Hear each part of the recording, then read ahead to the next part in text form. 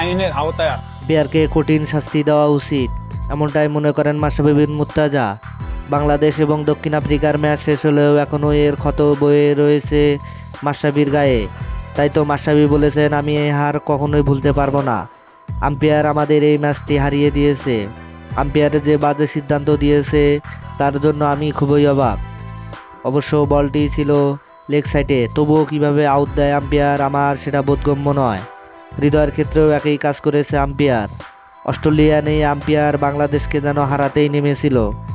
ও দক্ষিণ আফ্রিকার 11 জন না খেললেও 12 জন খেলেছে ঠিকই, আর সেই 12 জনের মধ্যে আম্পায়ারই একজন।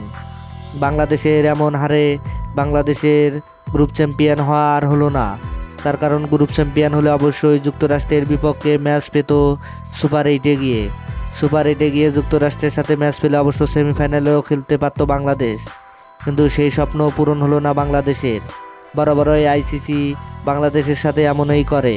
যখনই কোনো বড় টুর্নামেন্ট হয় বাংলাদেশের সাথেই এমন দ্বিমুখী আচরণ করে আইসিসি। দর্শক, আপনি কি মনে করেন বাংলাদেশের সাথে খুবই অন্যায় হয়েছে? তাহলে অবশ্যই আপনার মূল্যবান মতামত কমেন্ট বক্সে জানিয়ে দিবেন। ধন্যবাদ। আল্লাহ হাফেজ।